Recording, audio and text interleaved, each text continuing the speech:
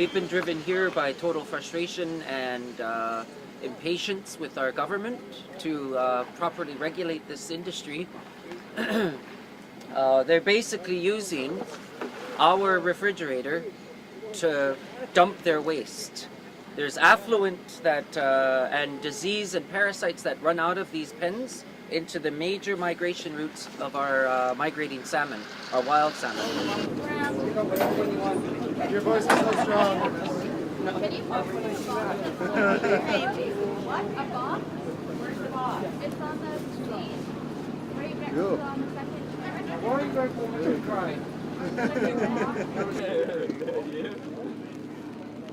Okay, young lady, you're next. Other girl. Right up there. Did they interview you? Oh, wait, can you go and get the hat? Quanta gente, eh? Al momento non c'è molto comunicazione tra noi e il governo, non so perché a loro non interessa o cosa sia, ma abbiamo supporto non solo dei nativi, anche della gente delle comunità d'intorno, con il supporto, più del governo. Essendo nativo dal Canada sono parte della tribù indiana, mia madre era indiana di questa zona, così ovviamente ho preso interesse e sono vissuto nella riserva indiana, appunto, dove abito, così le mie radici sono qui in Canada. You go up, you follow this guy, he'll bring you to There's really nothing more to talk about. Stop the meetings, stop the negotiations, stop this whole process, and just move the damn fish farms out. We've asked that very clearly. It's been stated by the Numkis. It's been stated by the Mamalilakla. We don't want fish farms in our territory, and we're going to sit here until they're gone. They tried everything to get rid of the native people in Canada. They colonized the land. Now they've colonized the ocean. They've brought the diseases. They've brought everything. When my dad first saw that first fish farm outside New Vancouver there, just a little ways from here, his only response was at that time, gee whiskers, Arthur, I hope they take care of this shit. And that was all it was back then. Now you got parasites, diseases, you know, little worms growing on the eyes of the cod and halibut and whatever. What else is there out there? My nephew, Paola, is sick and tired of it. And he called us here today to have one voice from all of us saying enough is enough. We want our land back. We want our country back. We want it all back to the way it used to be. And if the government is really, truthfully, honestly looking at reconciliation with the native people, you start right here.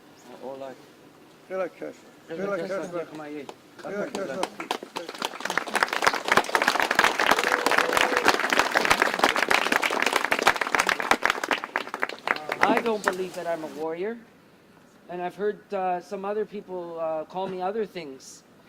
I'm a school teacher. I'm a father. And I worry about our kids. It worries me because what we do in the winter is we go into the lunch bags of our children and we look inside to see what they're having for lunch. And at the end of the month, when money's tight, guess what they're having? They're having food, our food. That's our food. They don't have a right to touch the herring that they're holding in their pens. They don't have the right to pollute and dump their garbage in our territory. They don't have the right to come and park their industry and their feedlots in our house. So we're kicking them out. They're renters. And we're keeping our deposit. We're keeping the deposit. They've done a terrible job. They've not cleaned up one bit of their mess. And we're asking them to leave. And you know what? We're being really respectful. We've tried to establish a relationship with this industry who clearly disrespects our people. if they have these partnerships and have these agreements with our friends and neighbors that to the north and the south, where the hell is the respect for our people? I get angry when I talk about it because it's racism. It's because we're Bakwum. That's what it is. If this was a chicken farm on a white man's land somewhere, there'd be people running around with hazmat suits on. And we've been very nice. We've been very respectful. Here, this is our house. This is our land. Nobody has signed it off. Nobody has signed any agreements to say that they can come in and do this. So we're taking it back. Now, my brother Antonio, we built a house there, and there we will move it to accommodate what the industry needs to do to take their fish out. But what they've been told is that they're not bringing any more fish in, and we're going to stay here to make sure that they don't do anything like that.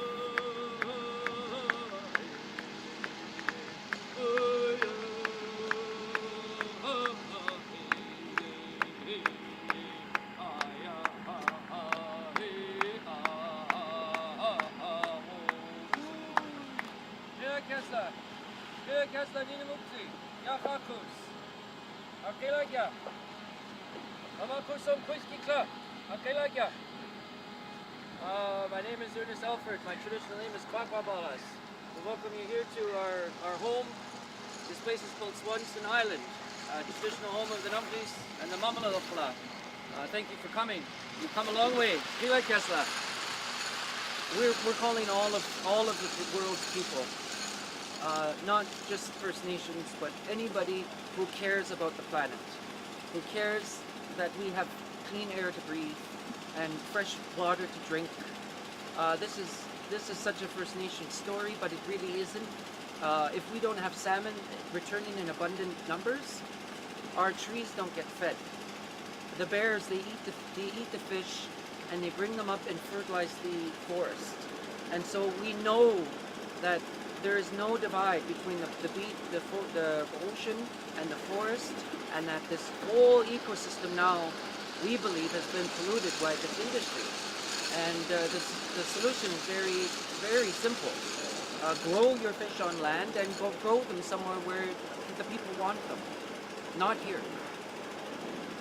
The fisheries minister is now trying to make it legal to put Norwegian diseased fish in our waters. Our good friend Alexander Morton went to court and won her case, saying that it's illegal to put diseased fish in our waters. Well, he's repealing it. He wants to make it legal so that they can do that, and we don't understand. Somewhere Norway has made some sort of agreement with Canada, and we don't know what that means, but for some reason, at very high levels of our government, I smell a dirty, rotten fish. Holy smokes, when I look out and at night, I'll open up my tent. It's really disturbing. What they're pumping out to the public really frightens me. So here's another message to the people that actually go to sushi restaurants and go to the markets. Ask what you're eating. Really careful. My chief here says he wouldn't even feed it to his dog. It's crap. It's garbage fish.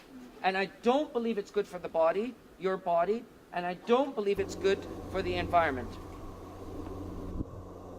We want the fish farms out, and we're not going to leave until they're moved. Marine harvest, start packing. You can do it, and you can do it in a very fast manner, and we'll get out of your way to do it. But we're going to watch, because you know what happens once they start drying up those nets, is there we see the filth and disgust that they're pouring into our environment. They're going to try to sue us. They're going to try their ways. They sent a lawyer out to come and talk to me. But I want to let everybody know that I'm not afraid of the RCMP. I'm not afraid of the Coast Guard. I'm not afraid of the Marine Harvest people because we're right. We're absolutely right in this fight. There's no more discussion. There's no more discussion about science. I'm really sorry. The science is there, it's clear, but they have these people that want to come in and say, No, well, we've got these conflicting data. This is a human rights issue. This is a First Nations issue. Our people have said no, and that's final. What we're having to do here isn't extreme. What we're doing here isn't radical. We're asserting our rights and we're having our voices heard. Antonio.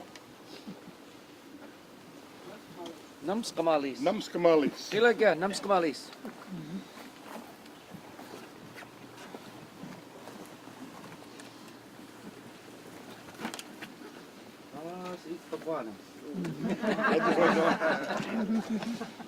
I just want to express my gratitude to our warriors who have come and got this started. You know, the seed's been sown. You know, now it's up to us to get the harvest we want, and that's the fish farms out of the ocean. And we're really grateful for all the people here. We're really grateful for your help. We need your help.